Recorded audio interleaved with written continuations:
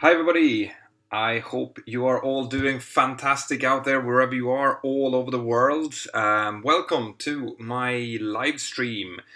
As always, I want to put a caveat out that I'm still using my 3D modem here. I only have ADSL where I live out on the countryside. So if this transmission breaks, then please stay here. Don't go anywhere because I will try to fix it and I will probably be back within a couple of seconds or so. How are you all doing? Burak, Vural, hi. Yusuf, Killer Machine, Mike, Miguel, good to see you here. Miguel is one of my true heroes. He is helping me out with the Facebook page. That's really appreciated, Miguel. You're doing a fantastic job.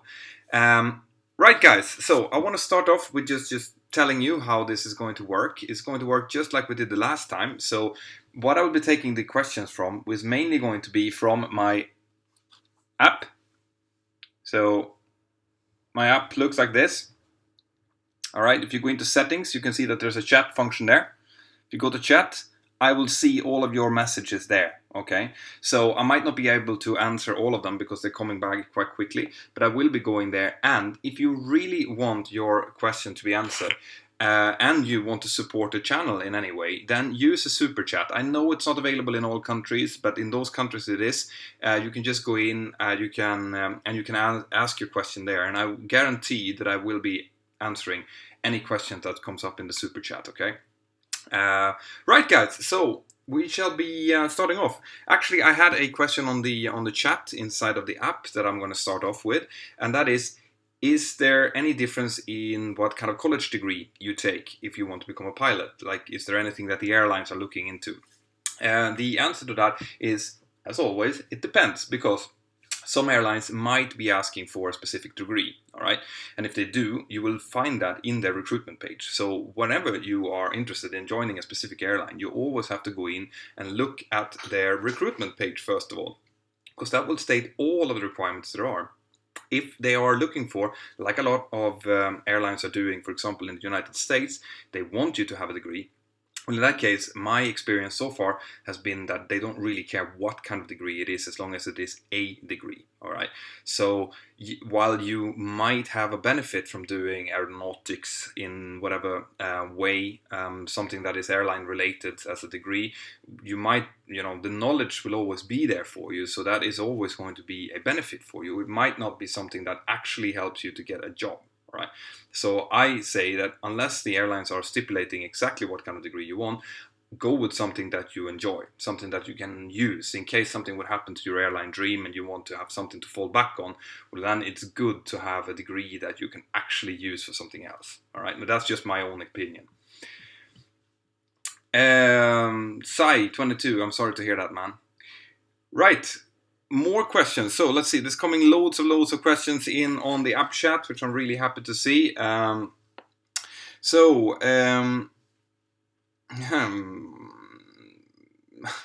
Wallet 25 is asking something that I've gotten the last 3 live streams in a row now, which is, what do you think about the circular runway concept? If you want a full answer to that, you can go back to any of my latest live streams, okay? Basically, if I want to keep it short, it's not going to work, right? It's an interesting idea. I like when people think outside of the box, but in reality, we will never see circular runways for a load of different reasons, okay? If you go in and you check my latest live streams, I gave a more thorough description of it there. Pietro Clerky. Hi, Peter. During a 4-sector day, how many hours does a pilot usually work? And during a 2-sector day? Right, so we are restricted to fly 13 hours a day maximum, and 30 minutes for every sector above 2. So that means for a 4-sector day, we can only ever fly 12 hours, okay? So that gives you a little bit of an idea of how long the sector length can be. And that includes all of the work we do in between the flights as well, which is, at least 25-minute turnarounds. So, 4-sector day, normally never more than 2 hours each leg. That tends to be close to the limit. Maybe 2.5, one, and then 2 on the other. But then we're starting to be a really, really long day, okay? for a 2-sector day, you can do some really long flights. So I think the longest we have in my airline is 6 hours each way, because then you can fly 13 hours in total. So 6 hours is going to be the absolute maximum if you're going to do a pre-flight and then a turnaround as well. So I hope that answers your question on that. Sagat Hackett, hi Mentor, can you suggest about Barcelona, because I'm going to start my training this July. Congratulations, man. Really, really nice. So you're going to be in Barcelona. That's going to be close to me. It depends on what you mean. If you're looking for actual accommodation, there's loads of good accommodation. If you go into the center of Barcelona, then there's going to be really expensive, because Barcelona is a huge tourist town. So make sure that you find something outside. I'm guessing that the flight school that you're going to is going to have loads of suggestions for you. So contact them, they will give you suggestions. Otherwise, enjoy your training. It's going to be fantastic, and you will love every second of it. I can almost guarantee that. More questions here. So there's still no one on the super chat, so I'm just going to continue here. Let's see. I can take a few from the actual chat as well in YouTube.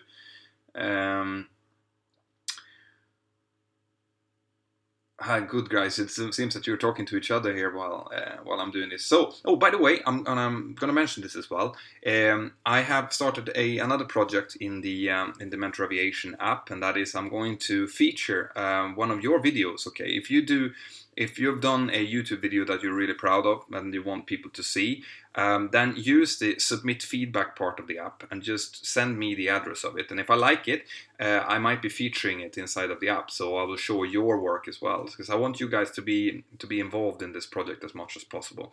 So send me your videos, but make sure that they are safe, okay, and no silly stuff. I just want good motivational stuff that you think that other people in your training or whatever, or in the same stage that you are, would like to see. So send that to me, and if you're lucky, I might be including you in the app.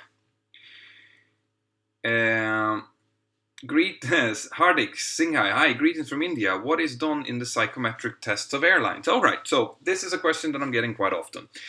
Psychometric testing. So what you can expect when you go for an airline interview is that you will get an interview, right? So you will get an actual HR, human resources interview. That is going to be you together with an HR expert and together with some airline representative, probably a captain of some sort of training captain. Then they are going to be asking you questions, and you can just answer them to the best of your capability. All right, there's not much you can prepare for that, but you will be getting questions like, for example, why did you apply for this specific airline? Can you name some of your weaknesses, some of your strengths? So be prepared to answer questions like that. But then they are going to be continuing to ask questions depending on what your answers are. Psychometric testing, they're going to check your ability to work under pressure, for example. So you might have mathematic tests, all right? So you will have a certain number of mathematical questions that you have to answer on time. Okay, they're not going to be extremely complicated, but there might be some, what we would call in Sweden, level C mathematics, which is a lot of maybe a simple equation, but the problem here is that it normally is done under time. So you're going to have to be a little bit up to speed when it comes to your arithmetics. All right, so do some training on that before. There's going to be spatial recognition. So you might see an object, and then you are going to have to choose from a series of maybe 3 other objects to see which one fits into the series. Okay. Logical thinking, which is similar to that.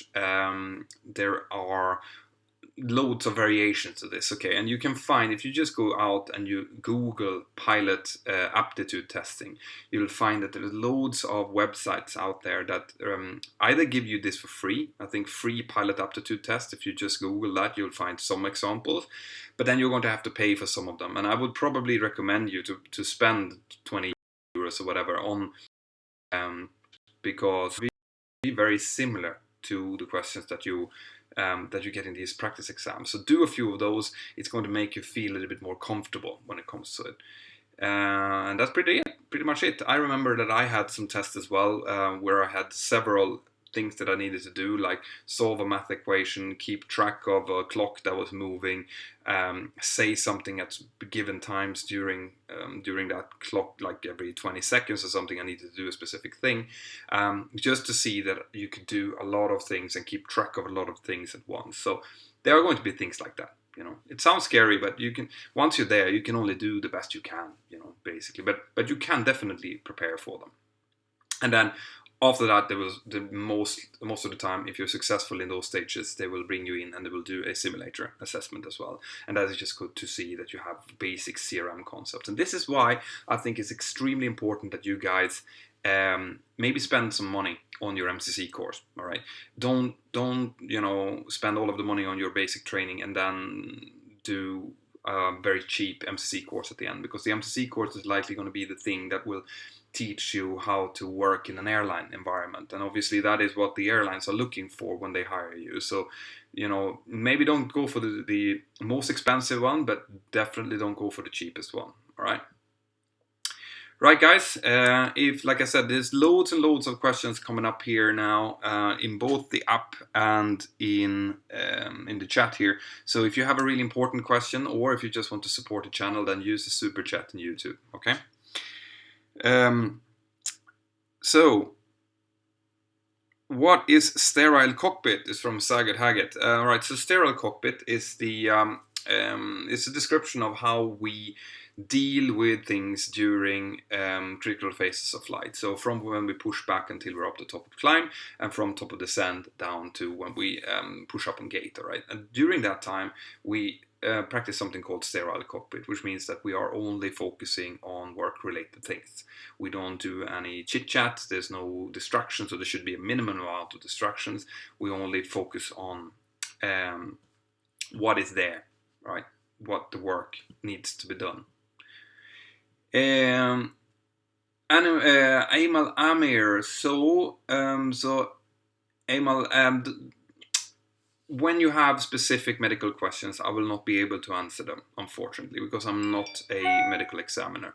So medical questions, just try to find an AME, and they will be able to tell you whether or not you can get a class 1 medical or not, depending on what kind of problems you have. So, Victor, TS, hi Mentor, I will do my first solo tomorrow. You were one of the people who inspired me to do this. Oh, great. You are going to love it. The first solo is one of those things that you will remember throughout your entire career. I remember when I did it, in what aircraft I did it. I remember the weather, and this was like 17 years ago. So, enjoy it. Remember, tomorrow you are going to be a little bit nervous, but your your instructors would never let you go unless they thought that you were ready for it. Okay, so just go for it. When you're sitting there by yourself and you look over at an empty aircraft and it's just you, it's going to feel absolutely fantastic. So good for you. Best of luck. All right, I'll go into the app chat, see if there's anything more. And there's loads of questions coming up here. Matthew, bro. Hi, Petter. I know you have previously done a video on interview preparation, but would it be possible for you to do a video or something with interview-style questions? How to answer them in the best possible way and how to structure answers. No, actually, when it comes to that, I try to avoid it.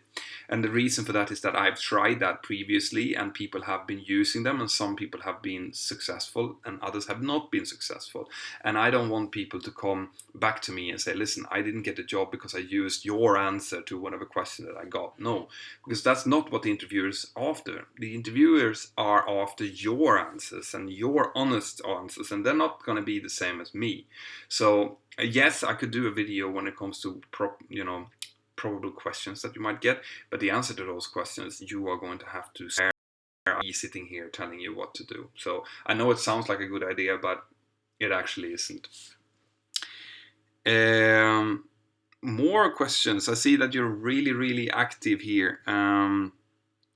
They keep coming up questions about the CAS test, and I'm not familiar with that acronym. All right, the CAS test. So if anyone else knows what the CAS test is, then please go into the chat later on and describe it. Right?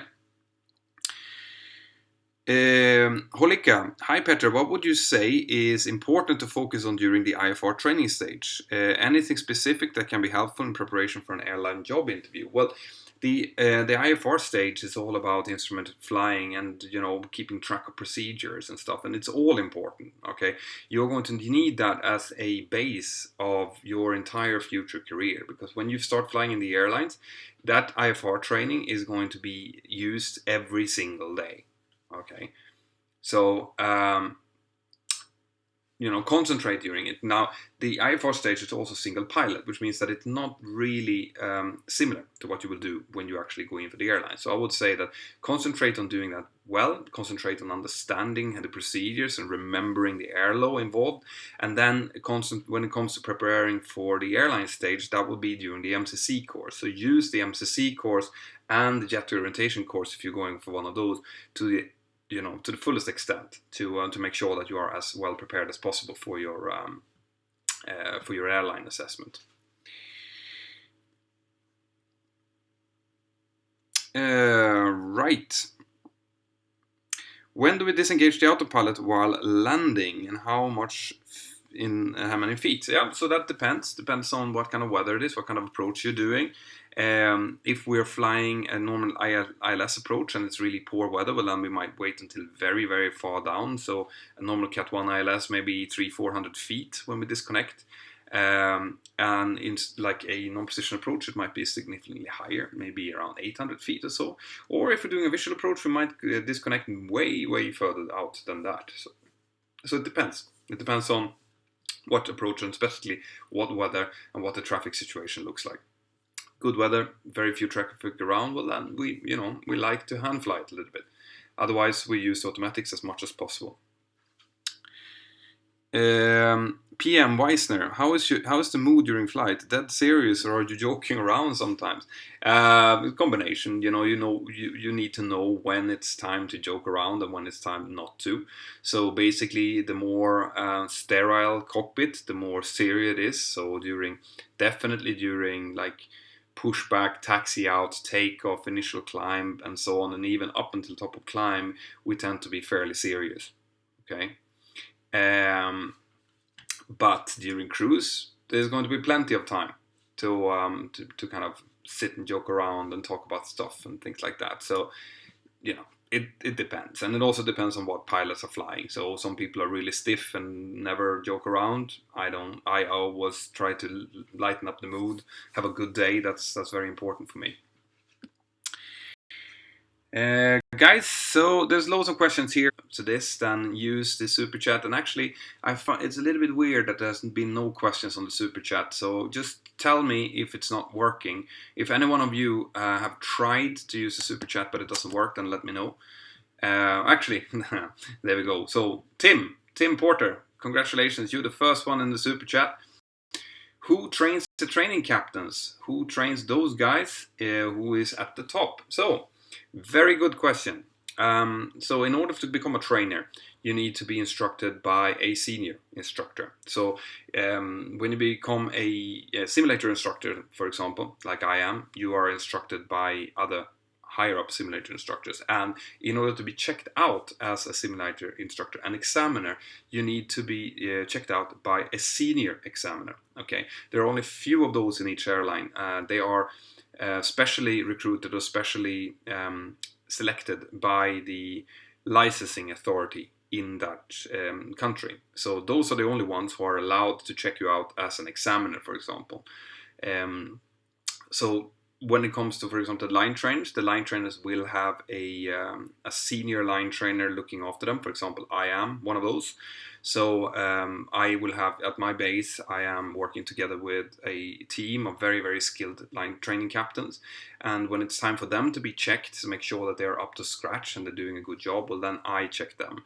And when it's time for me to be checked, then my boss, which is the chief instructor line in my company, will come down or send a representative to check me to make sure that I am doing a good job. So that is how it works. And that is a really good question. So Tim, because you asked that question and you were the first one in the super chat, you have now won a headset, a Discover headset from I Am Cardboard.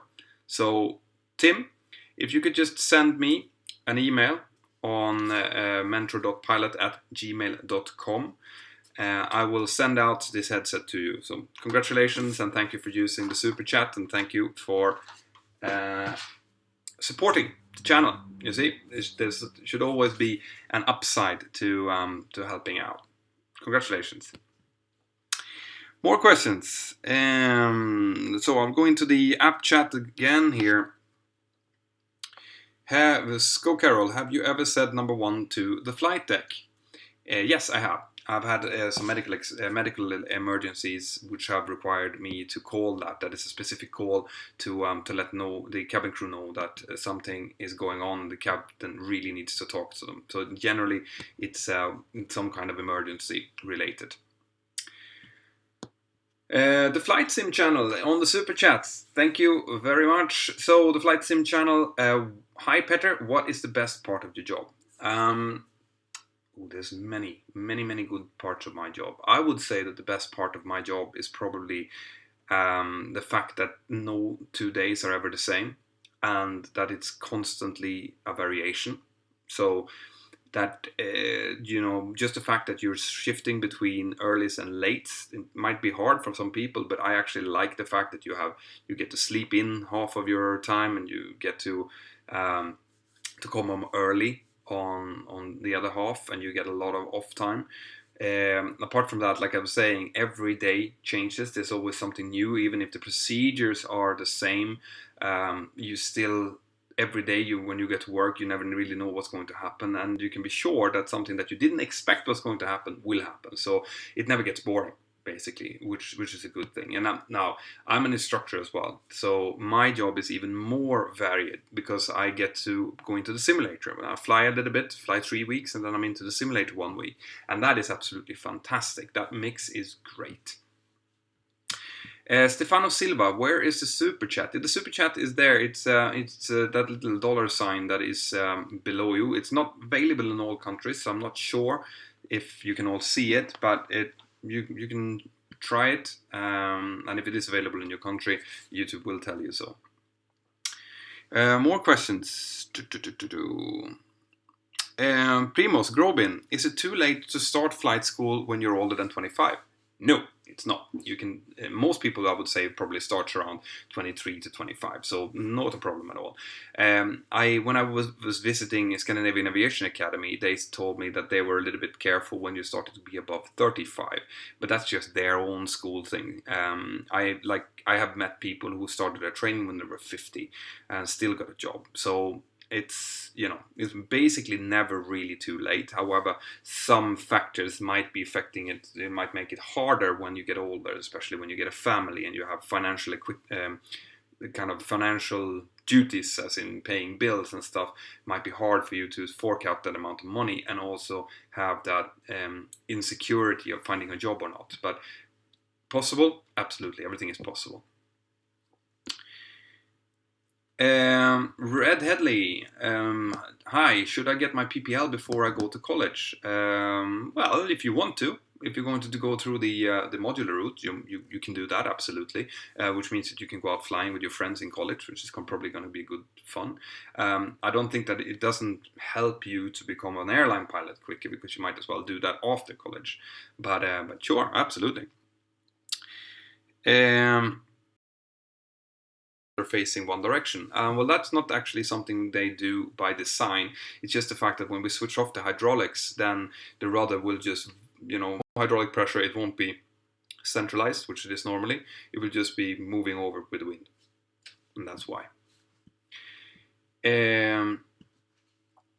More question here. So there's loads of them.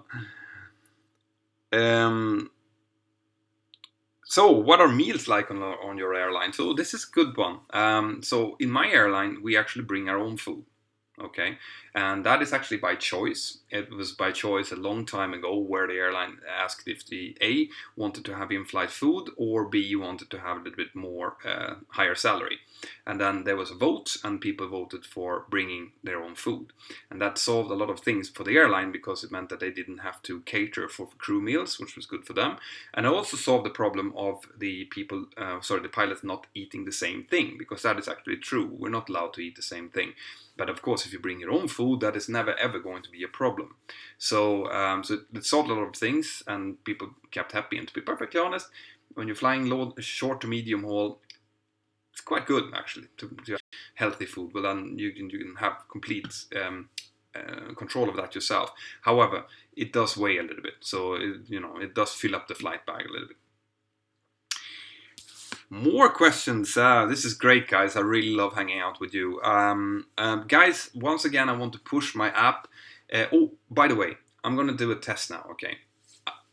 Those of you guys, I see a lot of you now using the chat, okay, in the app. Can you please now go to the App Store that we used, either iOS, Google App Store, and give the app a review and a grading.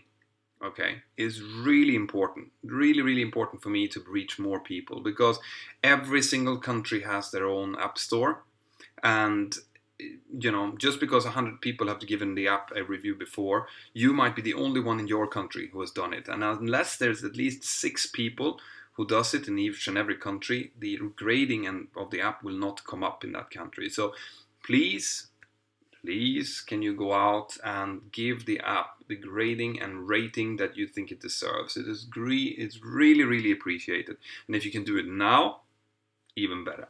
Great. Aiden737 on the super chat. Thank you very much, Aiden. I am starting my flight training next month. Should I get my medical beforehand, or should I train at the local flight school or go to an aviation academy? First of all, in order for you to start flying, you need your medical. Okay, so that should be the first thing that you do right now. Okay,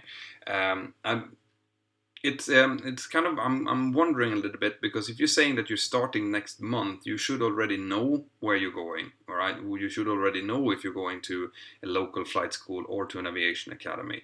Because generally speaking, the aviation academies, they don't start courses every day. Okay, they start it at certain times during the year. So what you're asking is if you should do a modular or if you do an integrated, but that's going to be up to you and your economy, the schools you have around you. So I would probably suggest that rather than starting next month, start after the summer.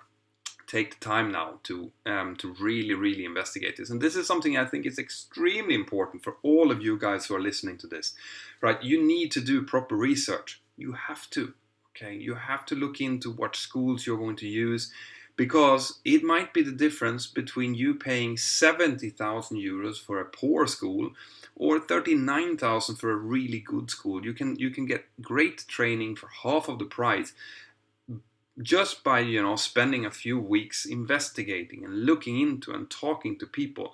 You can spend the whole type rating, the cost of a type rating, you can save just by checking outside of your own country, doing some proper research, checking online. Use the app chat, go in there and talk to other people. There might be people in there who are doing their training right now in a different country from yours, that could save you, even if you have to pay, for example, accommodation. It might still save you tens of thousands of euros. So, take your time, do proper research, and always go and visit the schools to make sure that you have a good feeling for how the quality of the school is, if you like the instructors, things like that. It's really important. Sinedin, hi Mentor. What jobs stand out for hiring on a pilot's CV other than pilot? Have you and you've rated the app in the App Store? Good man, Sinedin. Yeah, so this is a hard one. Generally, standing out in CVs. Well, if you've had instructor positions before, that's probably a good thing. If you've had managerial positions, it means that you can take responsibility. That's also a good thing. But generally, just a good CV shows you that you have been able to take a commitment and maybe stay with an employer for a few years or something like that is going to look good for a future employer. But it's no like star, like if you do this job, then you're going to get a higher chance of being hired. No, it's going to your CV in the way that you worked before is going to be an indication to the employer what kind of an employee you are going to be. If you're loyal, if your previous employer has given you extra authority or extra things to do, that would be an indication that you are trustworthy, that the previous employer liked what you were doing. So things like that is what future employer goes for, and that's not only in aviation, it goes for every job that you ever applying to.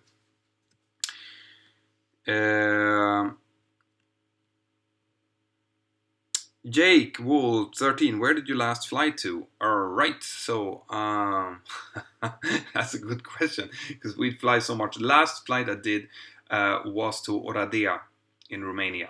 Alright, so I flew there this Sunday and then I have been off. Tomorrow I'm off, my last day off, and then I'm actually going to work 6 days in a row on Earlys. So I'm going to be working my ass off. So if you don't see any live streams next week, guys, that's because I'm going to bed at like 8:30 in the evening. But I will try to do at least one live stream anyway. Okay. Robbie Mecco, could I submit a gliding video to your upcoming project, or would you prepare powered aircraft? It doesn't matter. You know, if you are a user of my app and you're doing something aviation related and you think that it's good, then submit it to me and I'll have a look at it. And if I think it's good enough, I'm going to feature it. All right. But this is just a part of me trying to get you guys more involved in the application because I want you guys to go in there and check it out every day. You know, and there will be stuff happening. I will be uploading new materials. There's going to be a new course being uploaded tomorrow, also based on the Mentour 360 application. But you know, I'll be doing stuff on this app. My idea, my hope, and my dream is that I can create something like a Facebook for aviation, right? Something where you guys can come in and talk about these things and share your stories and share your experiences of flight schools and things to look out for, but in a really positive way. Okay, I don't want any hate, any trolls, anything like that. Then I will just shut it down or I will just remove it. So I want this to be a pure haven of positivity and constructiveness for you guys because I know that that's what you need. Okay, and only you guys can help me with this, and this is why I need your help to share it. You know, tell your friends on Facebook or in whatever flight sim forums that you might be using, whatever. Just share it. Tell them about it with your own words, what you think about it. That is going to help me a lot. Carol Scora, will you ever be doing a meeting with the fans? Yes, I am planning to do so. I don't really know how to arrange it. That's the thing. So far, it's you know what I'm looking for at the moment. I'm going to be honest with that as well. Is I'm looking for sponsors to the channel. I'm looking for some companies to come in and sponsor the channel. And why am I doing that? Well, that is because, for example, I want to keep building out the app. And I can't do that on my own because it's just too big. So I'm looking for that now. And if I do get some sponsors to actually push the channel, well then I'll be able to maybe rent a place to have a meetup, maybe in London, maybe one here in Barcelona, stuff like that. So I'll be able to be more free in what I can do rather than me sitting like I do now at home. I'll be able to make some changes to the channel, basically. So that's what I'm hoping for. But in any case, you know, when I'm in London, for example, I might be able to tell you guys that I'll be at this hotel at this time and we can just meet up and have a coffee or something. It would be great to see you. More questions. So I'm missing a lot in the app chat, guys. I'm trying to keep up with this, but like I said before, if you go into the super chat, I can guarantee you that I can answer it then. Appy Burag. So what is the difference between a commercial pilot and a cargo pilot? A cargo pilot is a commercial pilot, so there's no difference whatsoever. If you're talking about a pilot flying passenger jets and cargo, the only difference is the job. Okay, I could be a cargo pilot tomorrow if my company decided that actually we need to fly some freight. Peter, you are going to be flying freight. I'll do that. Look at Emirates is a good example. They do a lot of freight and passenger flights. You know, they just have different fleets doing it. You know, or I think even the same aircraft can be retrofitted to do freight with. So there's no difference. Difference in job is quite big though. The freighters tends to fly a lot of night flights, while the passengers, obviously, passenger jets are going when the passengers want to fly, which tends to be from the early morning until about 12 o'clock at night. So very little during the window of circadian low, which is the night flying. Chef's excellent. What is the most dangerous situation that has occurred in your career? So I haven't had many dangerous situations. I mean, the whole key with this job, what we're looking for and what we're trying for every day is to never get into a dangerous situation. This means that whenever we see that there's a possibility of danger, we try to find a way out of it. So I have been very successful so far. Thank you very much.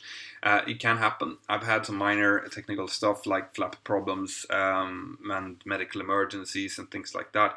But and obviously bad weather. A lot of storms here in Barcelona, where I live, or in Girona. There can be some really severe storms. And now with the changing weather patterns, the storms just become bigger and bigger and bigger. So that can be a problem. Okay, but it's never been dangerous because we don't let ourselves get into a situation that is dangerous voluntarily.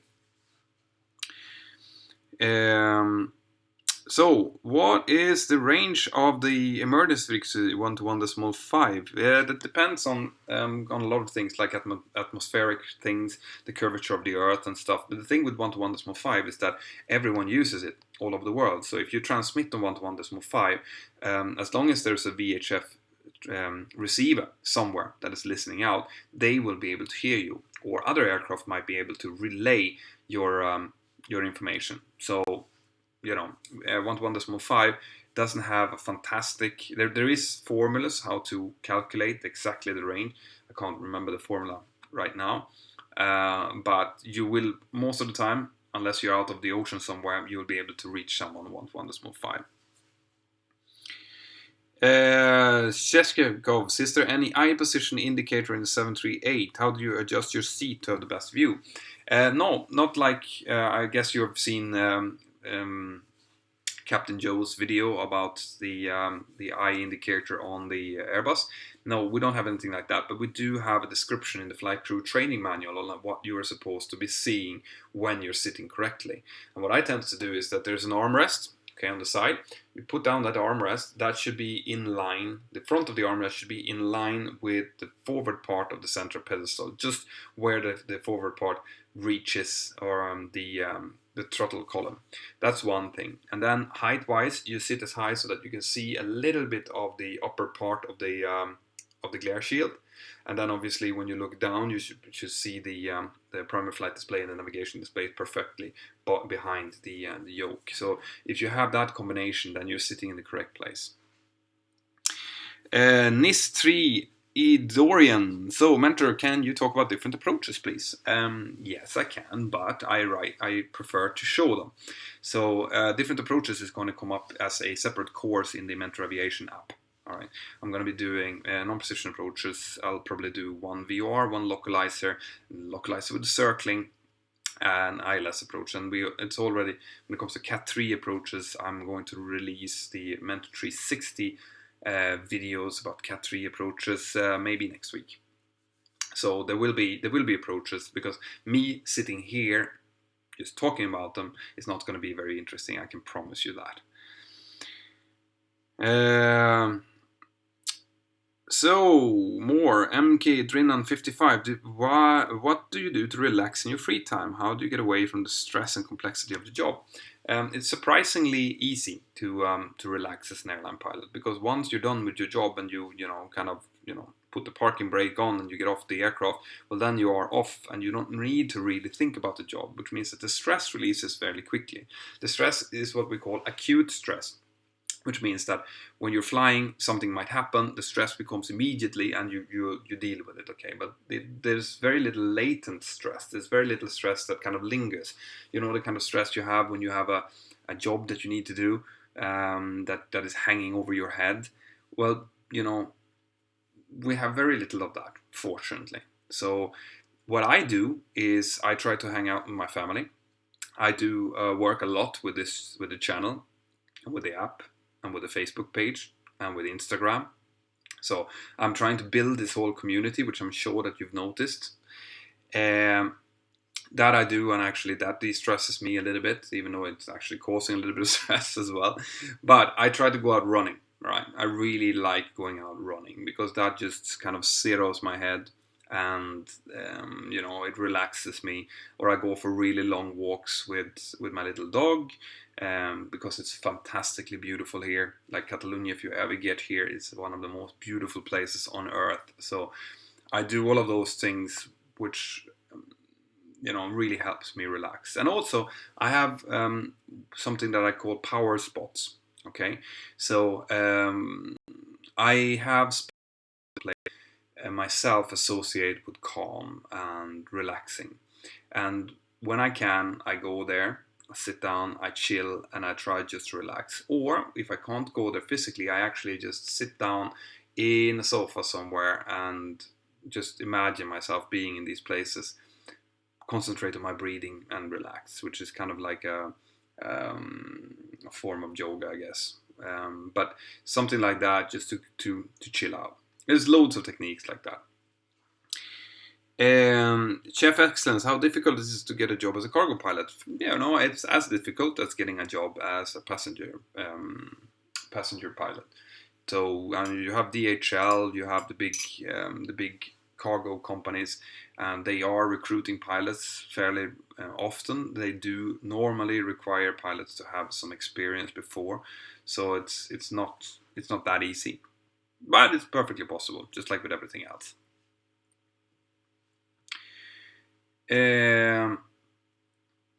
More questions. I see you guys have given up on the chat function in YouTube, as because I'm using the Mentor app. Oh, there's loads of messages coming up here all the time.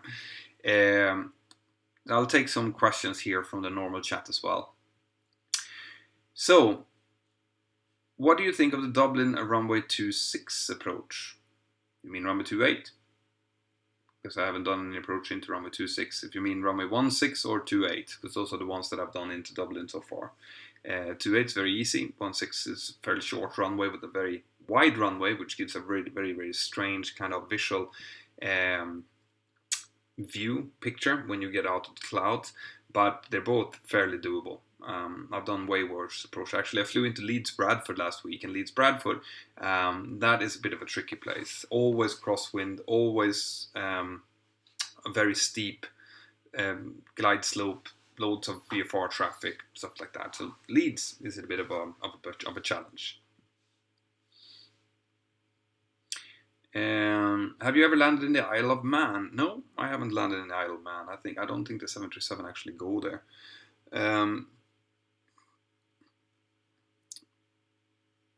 Hi Mentor, how do you deal with exams? I study. I prepare for them. No one likes exams, but after a while you've done so many of them, so you can kind of expect what is coming. So you know how much energy you're going to have to put into it. So I prepare just like everyone else. When I have my biannual exam, every 6 months we have to do a simulator check, and I have to do mine in a month. I prepare. I get the preparation pack that my airline provides, read it through, check through the curated checklists, remember what I have to do, and prepare for it. And most of the times, if you are prepared and you know what you're doing, it's not really a problem, which means that I very rarely get nervous anymore. Yo Mentor, do you need good grades to get into flight school in Sweden, or do you just need the competence such as math, 2B, physics, English, etc.? It depends on what kind of course you are trying to enter. If you want to try to get into the government-sponsored program, well, then you are going to have to get very good grades, because there's so much people that are applying for it that they will start by taking only the ones with really good grades to the interview. So, but if you want to go into just a self-sponsored program, well, then you might not need that high grades, but you will need a minimum requirement. If you go to the flight school, they will tell you exactly what that minimum requirement is.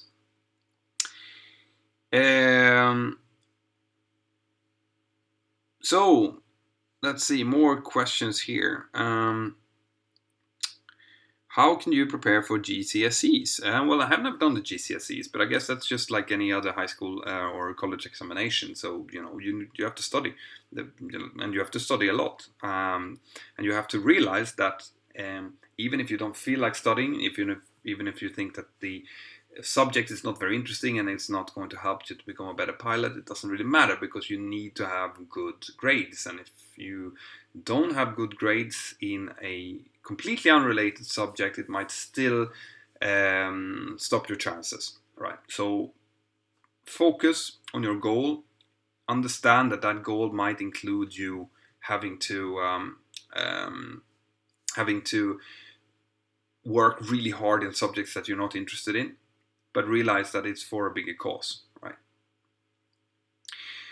Right, let's see if there's any more questions in the super chat. There's nothing on there yet. So, MK Drinan, have you ever thought about creating a group call function on apps such as Skype, TeamSpeak, so to all the members can talk together about topics? No, but I am, like I said, I am right now looking into the possibility of expanding the chat part of the app to make it more user friendly, to be able to maybe divide it into different chat rooms or connect it to Facebook or things like that. But the thing, like I was saying, it costs tens of thousands of euros to do this app and to continue to work on it, and I cannot do that by myself. So that's why I'm looking at investors to try to do all of this.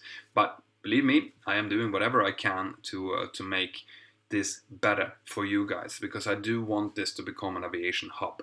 I want people from all over the world to be able to go in here and get help with whatever it is that they're trying to do. So, I am working on it, believe me.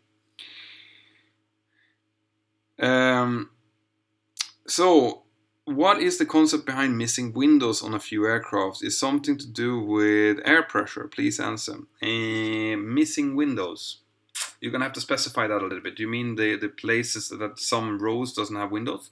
Because in that case, on the 737, for example, the air conditioning ducts from the packs actually comes up just in front of the wings, and in where the air conditioning ducts comes up, and then on that row there is no window for that particular reason. But otherwise, I don't know. The cargo aircraft, for example, they don't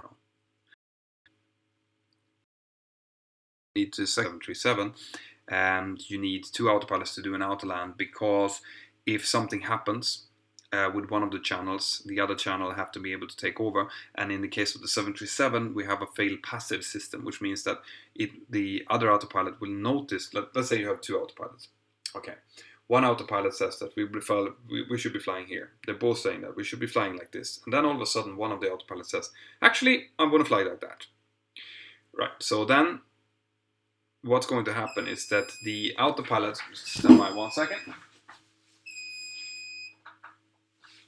What's going to happen is that the autopilot that's going to make the least change to the flight path is going to be the one that keeps control. But since the one that is flying now doesn't know if the other one is actually correct, they're both going to disconnect.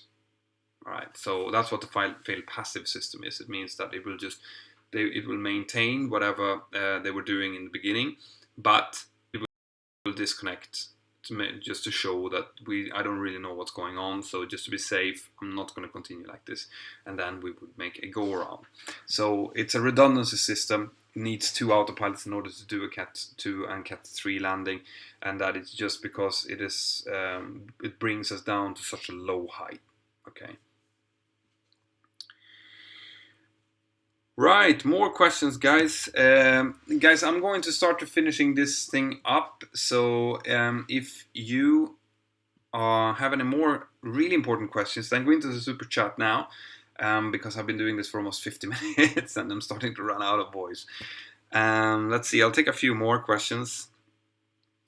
Hello, Mentor. Did you have any trouble learning crosswind takeoffs or landings? Yeah, crosswind takeoffs and landings are among the trickier things that you do during your type rating and during your line training, because it requires much more inputs and much more control and understanding of the aircraft in order to do it correctly. So yes, in the beginning that was tough. It's something that we focus as line trainers very, very hard on.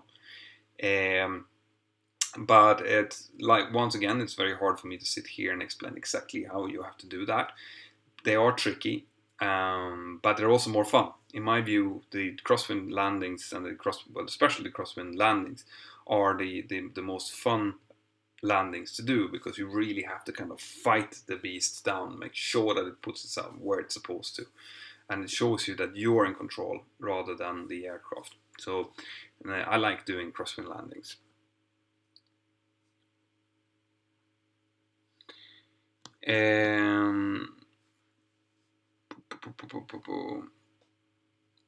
So Saget, hi Mentor, please can you meet Barcelona Flight School? Please, is it really possible? So Saget, I don't know. I can't promise anything. If you're going to the flight school in Barcelona, I might be able to come and visit the school. I'm not sure, so I'm not going to promise anything. But sure, Barcelona is close by, so it's not impossible. Sam C. Hill, hi Mentor. I hope you're well. Thank you. Same to you. Do you ever use bank angle 30 or always 25 or less? Also, is turning safe at altitudes like 300 feet on some departures like TNCM? Thanks. It makes me think that the plane is going to stall. Please reassure me. Yes, we do use bank angle 30 fairly regularly, and we very rarely tend to start our turns at 300 feet, okay, but we can turn. The minimum turning altitude is twice the wingspan, which is 158. So yes, it's not a problem. It's not going to stall, providing that you have a proper speed, obviously above the up speed. You need to be above your clean speed in order to bank more than 15 degrees. So as long as you have the proper speed, you can bank 30. I mean, we train in the simulator to bank even 45 degrees, so without any kind of problem. Francis Henninger in the super chat. Thank you, Francis. So, do you still fly on smaller airplanes like the Cessna 172? No, I don't actually. I have actually lost my single pilot rating completely, which means that in order for me to fly the smaller aircraft, I'm now going to have to go and fly a few hours with an instructor and then back, which is not a big problem, but it's going to cost a little bit of money. And I'm thinking about actually doing that now that my kids are starting to be a little bit older, and they might want to go out and do some flying with me. In that case, I'll just take it back, because I did enjoy it, but I've never had any real time to do it since I started flying professionally.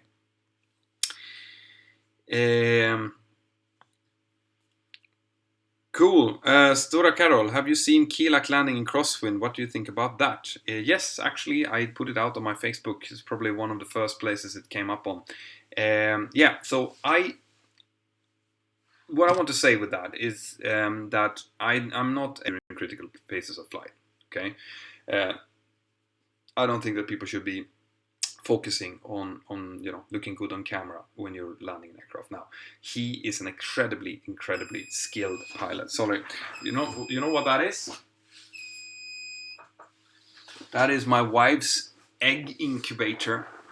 She's hatching some chicken eggs for my mother-in-law, so that beeps now and then. Yeah, so I was saying he's an incredibly skilled pilot. So in his case, the reason that I actually posted it on my Facebook page, which by the way I hope that you all joined, was that I wanted to show how big aileron inputs are actually needed in very, very strong crosswinds and gusty winds, because I got a lot of feedback on my own wind shear escape maneuver in the Mentour 360 application, that people were saying you're doing way too much aileron inputs. But in fact, what you see on that video as well is that you actually do need some fairly big aileron inputs, because the 737-800 is very sluggish in the controls, right?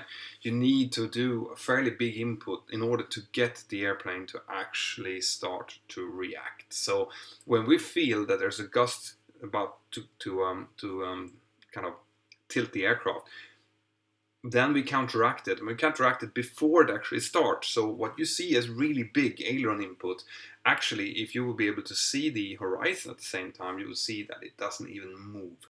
It sits almost exactly like that. It maybe shivers a little bit going down, but it is because the pilots are constantly kind of counteracting. So he is doing whatever we all are doing. He's not doing either more or less than what any other professional pilot would do under the same circumstances. And I know from experience that he is a fantastic pilot. I mean, if you've seen how he flies aerobatics, you know that as well. Can pilots request certain routes? In some airlines you can bid for specific routes, especially on long haul flights. You can do that. In my airline and in short medium haul, probably not. Most of the time you will just be given a roster with the flights on them, and then you fly them. You don't bid on certain flights, and it doesn't really matter, because you're just going there, turning around, and coming back anyway.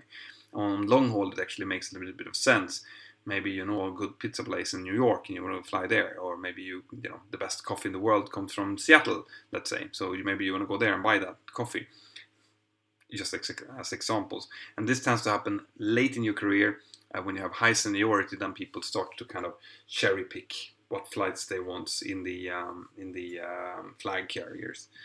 But in my airline, not really. Do you hope that your kids become pilots? Have they caught the aviation bug yet? I don't know. It's up to my kids what they want to be.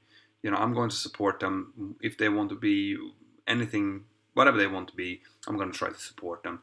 They haven't caught the aviation bug yet. Of course, they're all talking about aircraft and airplanes and building airports and stuff in Lego, like you saw on my Facebook page. But you know, that's just because I fly.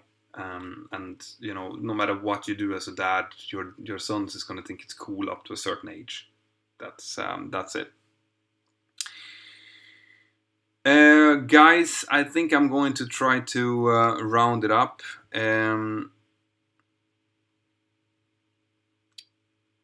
Saget Hackett, have you ever used a ram air turbine? Ram air turbine is only present on Airbuses. We don't have it on the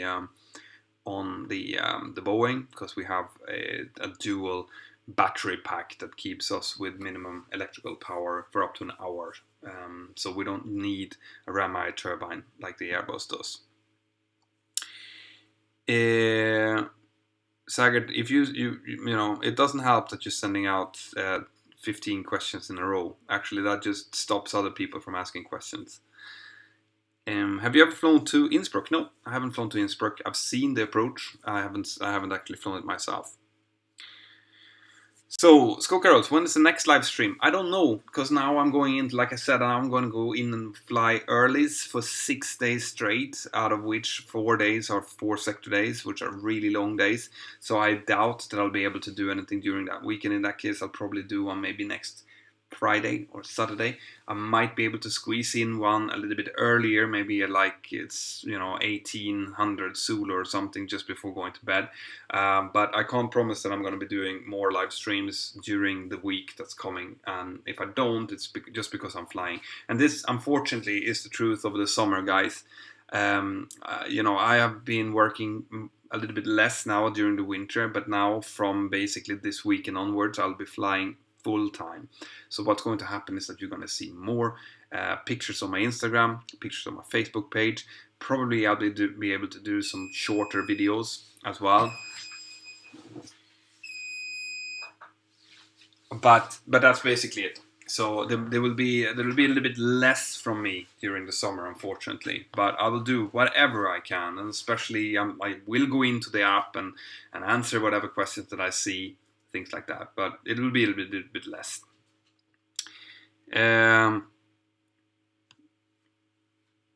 Right, guys. Unless you have anything else, right? Actually, there is one more question here from Thales Bortolanza. Mentor, what's the country or place that you like to visit? Right. I love to visit Italy. I love the food. I like the wine. I like the people there. I like the weather. I love Spain as well, but now obviously I live in Spain, so it's a little bit less exotic than it used to be. France, same there. Germany, I actually haven't been. I would love to go to the Mosel Valley and go through there, because it looks absolutely beautiful when you fly over it. But I love traveling. So when it goes internationally, I've been a lot to Thailand, which I absolutely love. I've never been to India. I would like to try that as well. America, I've been to several times. Last time I was there was in May last year, when I actually delivered a new 737 from Seattle. But I'd love to go to America, even though it doesn't, with the current political climate there, it's not as fun as it used to be. But California is fantastic. So as you can see, traveling is something I love to do. I'd love to do more of that. So if you guys have a flight school or something that you want me to come and visit anywhere in the world, and you're willing to help me out with getting there, then just come and contact me. I'm open to suggestions. Cool, guys. Now I have answered all of the questions in the super chat, so and I'm running out of voice completely. Guys, it's been absolutely fantastic as always. I love doing these live streams with you. I hope you're having a really good time and that you're, following your dreams and flying a lot if you can. And if you are flying, make sure to keep yourself safe. Um, I will be back. There will be a new video out tomorrow. I'll release it tomorrow afternoon or tomorrow evening. A motivational video that I think that you all should watch because it's actually got some really important life lessons in there. So get in now. And once again, I want to ask you all before I go to those of you who have the app now. Please go into the App Store, give it a grading and a rating. Okay, it's really, really important. And then all the help that you guys can give me by sharing my Facebook posts, sharing your app in or on websites or whatever that you think people enjoy it, the more people we can get into the app, the more people are going to have the app chat and positive maelstrom. Absolutely fantastic.